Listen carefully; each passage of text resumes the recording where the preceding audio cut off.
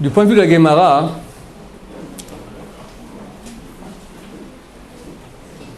la mitzvah de Tisha B'Av se passe bien sûr Tisha B'Av. Il y a une mitzvah qui est avant, Suda Mafseket. Suda Mafseket, il est écrit dans la Gemara, dans Ta'anit, qu'il faut ne pas manger de viande ni de vin à cette Seouda. À part cela, aucune restriction. Ni pas se raser, ni pas se laver, ni pas faire shachayim pendant 3 semaines. Rien de tout cela. Et nous voyons que durant les générations, les grands d'Israël ont ajouté à cette loi de la Gemara encore et encore et encore et encore. On arrive aujourd'hui à 3 semaines, on a 3 semaines avant, après des Rosh Chodesh, après la semaine de Tisha B'Av. Beaucoup de lois qui n'ont aucune source dans la Gemara elle-même. Pourquoi? Si les grands d'Israël décident de rajouter des interdits, ça signifie qu'ils ont vu qu'il y a ici un problème. Une fête qui se suffit à elle-même, alors ça suffit, pas besoin de rajouter. Pessah. Alors, il y a 2000 ans, dans la Gemara, ils ont rajouté 1 heure plus tôt, déjà, on ne peut plus profiter du Hametz. Mais depuis 2000 ans, on n'a pas vu qu'il y ait d'autres ajouts. Idem Chanukah, idem Rosh Hashanah, idem Yom Kippour, etc. Tisha B'Av est une fête problématique. Parce que Am Israël, Kaniré, il semblerait, ne comprend pas très bien qu'est-ce qu'on veut de lui. Alors les grands d'Israël, voyant cela, rajoutent encore des décrets pour qu'on comprenne. Et il semblerait qu'on ne comprend pas. Déjà la Gemara dit, dans Bava Metzia, il y a un verset de Yirmiyahu, Alma Avda Haaretz. Pourquoi la terre a-t-elle été perdue, a-t-elle été détruite? Le temple a été détruit. Les Israël ont quitté la terre d'Israël pendant 70 ans. Le premier exil, le grand exil, le deuxième était beaucoup plus petit que le plus grand, que le premier. Pourquoi? La Gemara dit, on a demandé aux Chachamim, ils n'ont pas su répondre. On a demandé aux Nevi'im, les gens à qui Dieu parle, ils n'ont pas su répondre. C'est que Akadosh Baruch Hu est venu lui-même et a dit Al Ozvam et Torati, parce qu'ils ont quitté ma Torah. Je ne comprends pas. Si Am Israël quitte la Torah, les Chachamim ne peuvent pas dire c'est à cause de cela, c'est évident. Les Nevi'im ne pouvaient pas le voir. Il fallait que Dieu vienne. Mais je crois qu'il y a une chose aussi qui nous échappe. Bnei Israël certainement pratiquait la Torah. Les Chachamim voyaient tout le monde qui pratiquait la Torah. Les Nevi'im voyaient que tout le monde pratiquait la Torah. Ils ont dit on ne sait pas pourquoi. Al-Mavda Haaretz, pourquoi la terre a-t-elle été détruite? Il a fallu que Dieu vienne et dise parce qu'ils ont quitté la Torah. Mais alors qu'est-ce qu'ils ont quitté si les Chachamim voient que tout le monde pratique la Torah? Ils n'ont pas quitté. Pourquoi Dieu dit qu'ils ont quitté la Torah? Encore une chose extrêmement bizarre. Cette fête est appelée Moed. C'est une fête. Demain après-midi, on ne dit pas le Tachanoun. Comme les jours de fête. On devrait dire normalement beaucoup plus Tachanoun. C'est un jour de malheur. Pourquoi fête?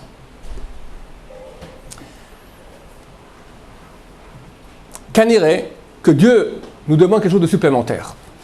Qu'on n'a pas réussi à comprendre. Et il a fallu que les Chachamim, durant les générations, rajoutent encore des décrets. Il a fallu que Dieu lui-même vienne nous dire. Si je fais une action maintenant, je pratique la Torah. Je fais tout comme il faut, tout. Je prends Shulchan Aruch de A à Z. Tzadik. Qu'est-ce qui manque? Vous savez que très souvent, Chazal compare la relation qu'il y a entre nous et Dieu comme celle qu'il y a entre un homme et une femme.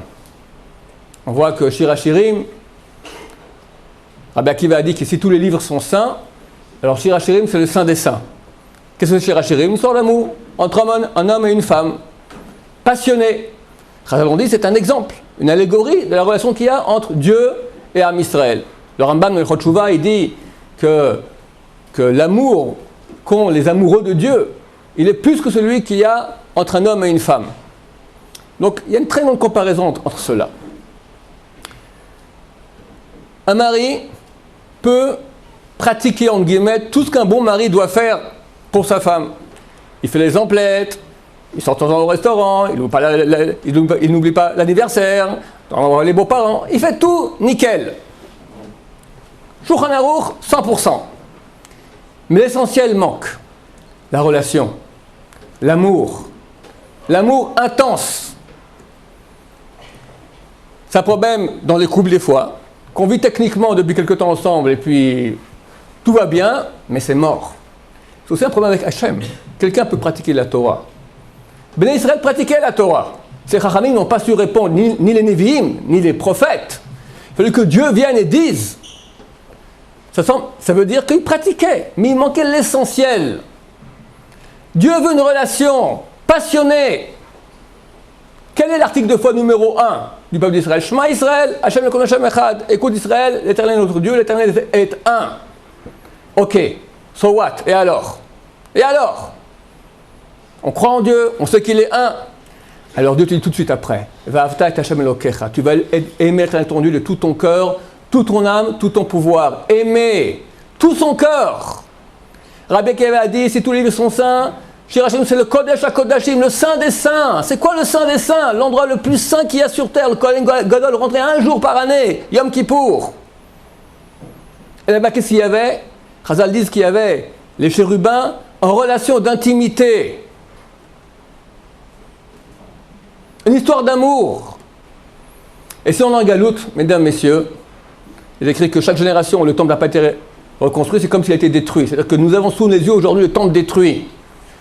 Ça veut dire qu'on pratique la Torah, mais il manque quelque chose. L'amour.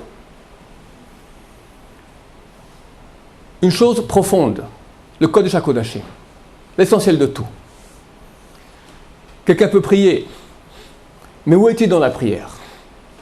Quelqu'un fait une bracha. Baruch Ata Hashem. Est-ce que tu penses que Ata, je parle maintenant de Nochach, devant moi, il est devant moi. Tu penses à lui, tu penses à son nom. Tu fais ton Shabbat. C'est toi qui es dans l'assiette, ou tu montes l'assiette, tu sanctifies le Shabbat, etc. Toute la Torah, on pourrait passer en revue. Cette fête est la fête du deuil de l'amour. À quel point nous sommes amoureux, à quel point on a oublié qu'on est amoureux. Et c'est encore plus profond que cela. Chazal disent que lorsque les Goïms ont détruit le temple, ils sont rentrés dans le Saint des Saints. Vous savez que dans le Saint des Saints, il y avait les chérubins. Il est écrit que lorsque Dieu était fâché, alors les chérubins faisaient dos l'un à l'autre. Au contraire, lorsqu'il y avait l'amour entre Am Israël et Dieu, alors au contraire, ils se regardaient intensément. Chazal disent que lorsque le temple a été détruit, les Goïms sont rentrés dans le Saint des Saints, ils ont vu les chérubins, mais en rim zébazé, c'est-à-dire carrément en situation d'intimité conjugale. Le temple est détruit. C'est le moment de colère, le plus grand de Dieu. Comment ça se fait qu'une chose pareille se passe? Alors Chazal on dit, c'est Nes Lera'a. Un miracle en mal. Bizarre. C'est la fête bizarre. On fait une fête de deuil. On fait un miracle en mal. Ah, et combien d'amour il y a dans ce miracle en mal? Combien de gens posent la question, où était Dieu durant la Shoah? Si Am Israël aime son peuple, pourquoi on souffre tellement? Et pourtant, aujourd'hui, il y a des centaines de livres. Je crois qu'il n'y a aucun sujet dans le monde orthodoxe qui est autant traité que la Shoah. Des miracles de la Shoah, de la providence de Dieu de la Shoah, durant la Shoah, dans la guerre d'Israël. On a des blessés, on a des morts, mais combien de miracles? Combien de miracles?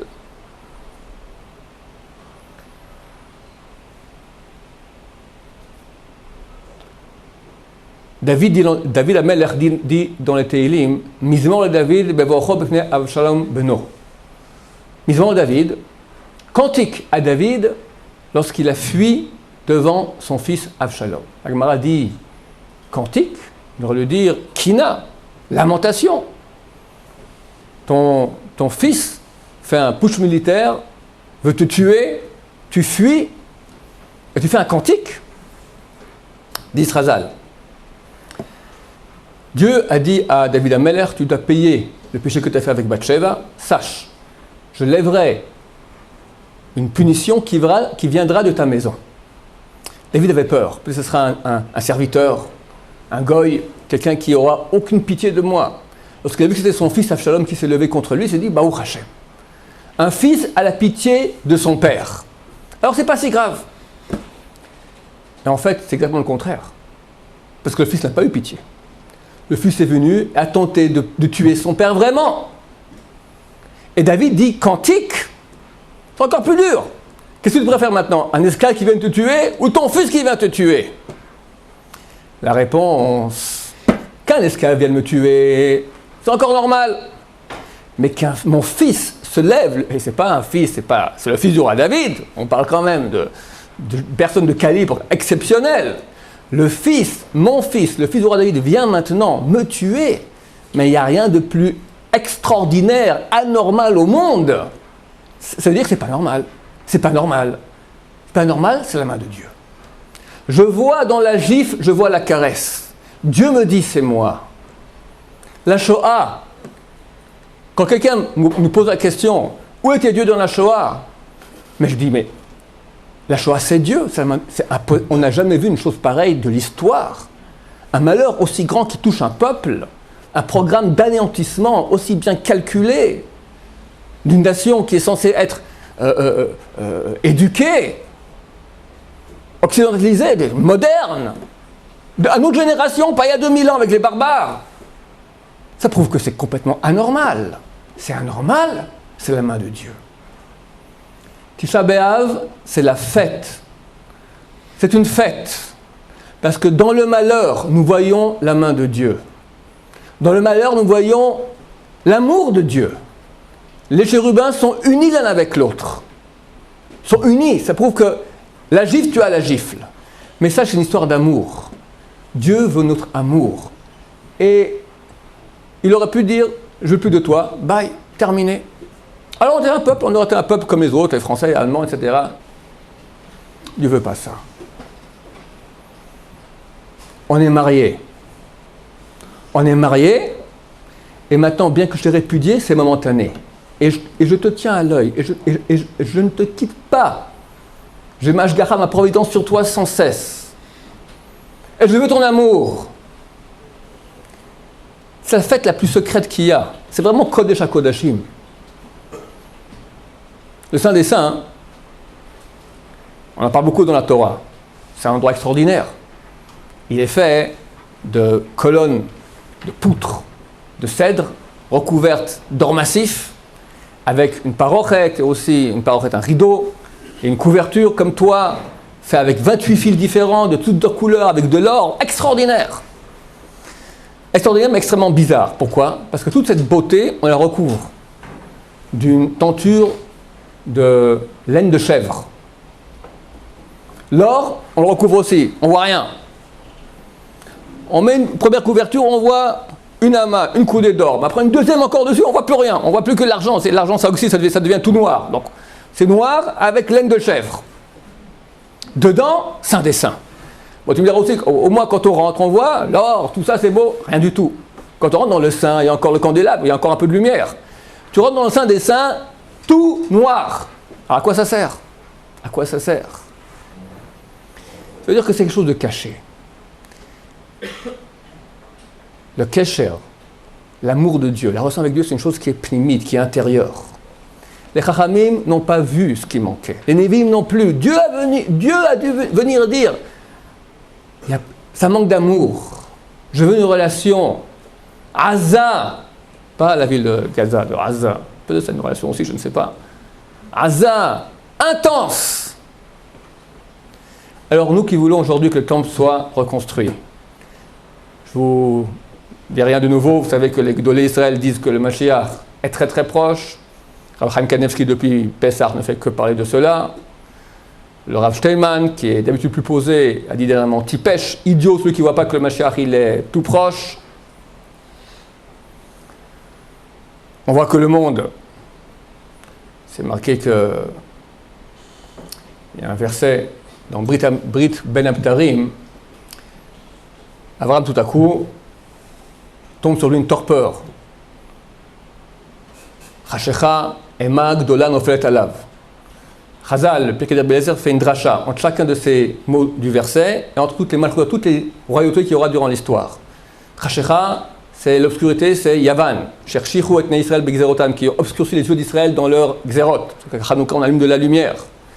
Ema, c'est Edom, qui correspond à la Chaya Emtani, Ema signifie épouvantable.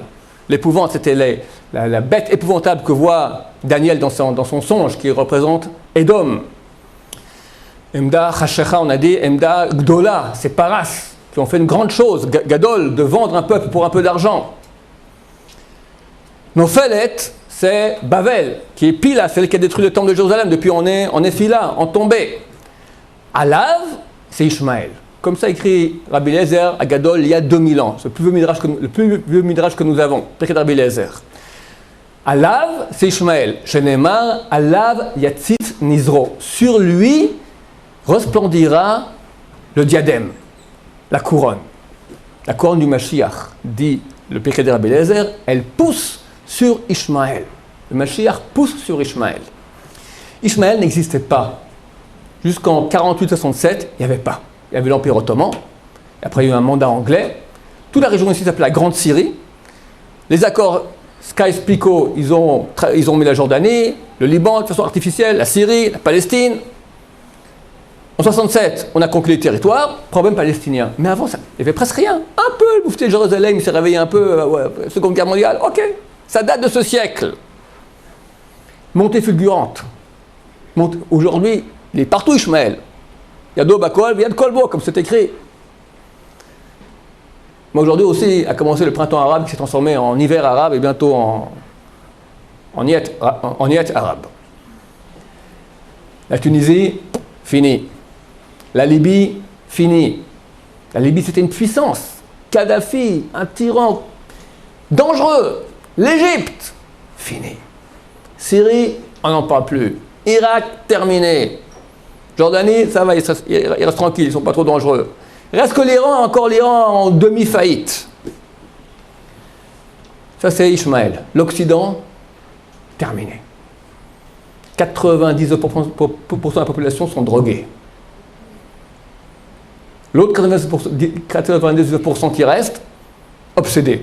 Tous obsédés ou drogués. Il n'y a plus rien. Plus de famille, plus de trucs, plus rien. Complètement terminé. Et ici, un peuple qui monte. Comment il monte? Alors, pas simplement du point de vue calcalide, économique, etc. Un peuple qui part en guerre. Et le peuple entier qui prie. On a un exemple dans l'histoire. Connaissez-vous un cas pareil dans les 2 dernières milliers d'années? Les Russes partent en guerre, les Américains, ils prient. Ouais, sur le dollar, il met une gold with Russe, sur le dollar, ça va. Pas à dire je crois en Dieu. Prier, un peuple entier qui prie. Mikamecha Israël, qui est comme ton peuple, Dieu. Et c'est une réalité. Et Dieu nous fait des miracles extraordinaires. Dieu va amener la Géoula. Les Géolim m'ont dit c'est très très proche. 1 million de Juifs, presque 1 million de Juifs, il y a 4 mois, Krishma Israël à Yerushalayim Mirakodesh. Qui aurait cru cela il y a 70 ans, il y a 80 ans? Il y a une vidéo de Rav Chaim Kanievski où on le voit pleurer. Pendant chaque seconde de Rav Kanievski, ça vaut, c'est une Torah. 7 minutes, il est comme ça sur le balcon, il regarde, comme ça, 1 million de personnes. Le char, il est là, gamin, c'est proche. Qu'est-ce que Dieu veut? Ceux qui sont loin de Torah, il faut se rapprocher très vite, tchouva. Mais ceux qui sont soi-disant proches de la Torah, il faut faire maintenant, pendant cette fête, comme dit le Rambam, il ne suffit pas de jeûner, il faut faire maintenant une analyse intérieure. À quel point je suis en relation avec Hachem? À quel point je ne fais pas des actions comme ça, tralala, comme un mari, ça fait 50 ans qu'il est avec sa femme, et c'est de la technique, c'est tout. On veut une histoire d'amour, passionnée, belle. Le Midrash, il dit, quand viendra Mashiach, que les Goïm essaient de s'interposer entre nous et Dieu. À quoi cela ressemble l'exemple que donne Chazal? Comme un lion qui s'accoupe avec sa lionne, et quelqu'un met sa main entre les deux. Il se fait déchirer. L'exemple que Chazal donne est bien celui-là. Une histoire d'amour, d'union, énorme. Dans la prière, la Hamida, le moment le plus important de toute la Hamida est lequel? Umevi goel livnei vnehem leman shemo be'ahava, par amour. Ce mot be'ahava est le plus important, comme ça j'ai entendu le grand rabbanim, le plus important de toute la Hamida. Umevi goel, il amène celui qu'on attend, le Rédempteur, le Mashiach, be'ahava.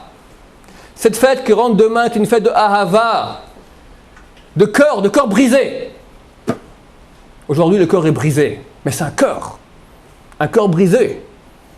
Le corps de Dieu, il est là. Libi'er. Et Dieu veut qu'on sorte de cette tardema. Yashnu mina mitzvot, comme on dit Aman à Achashverosh. Ils dorment des mitzvot. Le corps de Dieu est réveillé. Et le cœur sanglant, le corps de Dieu réveillé qui hurle de tristesse, nous fait des miracles, les ra'a, des miracles à l'envers, extraordinaires dans le mal. Pour qu'on se réveille, qu'on dise, on veut de toi, on veut revenir à toi, on veut cette histoire d'amour. Alors chacun au niveau où il est, ces jours-ci, peut-être Mashiach vient jusqu'à demain. Reb Chaim m'a dit, il y a beaucoup de bruit qui court, qu'on espère jusqu'à Tisha B'Av.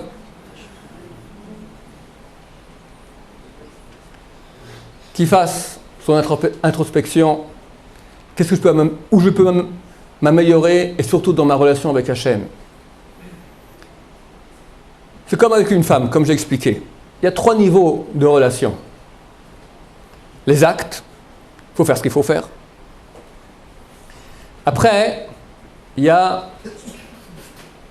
la relation au niveau sentimental. Dire des mots d'estime, des mots d'amour.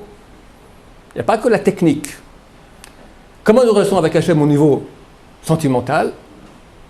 Quand on parle à Hachem, en prière, les brachot, la prière, les tehilim, parler toute la journée avec Hachem. Et enfin, ma femme, je veux la connaître. Dis-moi qui tu es. C'est le summum de la relation, c'est la connaissance. Adam, yada et chava. Le verbe ladat, connaître. Comment on peut connaître Dieu? Sa Torah. Sa Torah. Étudier sa Torah, savoir sa Torah. Rav Moshe Shapira, que Dieu lui renvoie Refoua Shema, a dit que ces temps-ci maintenant, vous connaissez cette Gemara, du temps du roi Chizkiya, où on a planté une épée à l'entrée du Ben Midrash, on a dit tout celui qui étudie à la Torah sera transpercé par cette épée.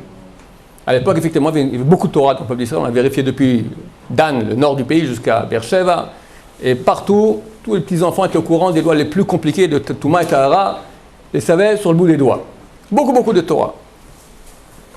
Moshe Shapira a dit que cette notion de planter un sabre à l'entrée du Bet Midrash, c'est pas un digne de Torah, c'est un digne d'état de guerre. Aujourd'hui, Am Israël est en guerre, la guerre n'est pas finie, nos ennemis sont des ennemis extrêmement durs, la pire espèce qu'il puisse y avoir. Si ce n'est la miséricorde de Dieu extraordinaire dont on jouit, on serait dans des situations terribles. Situation de guerre.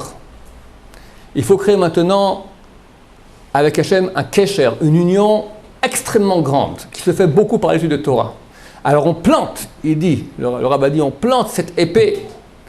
Et c'est une situation de guerre que celui maintenant qui étudie, c'est pas en tant qu'étude de Torah, en tant que protection guerrière.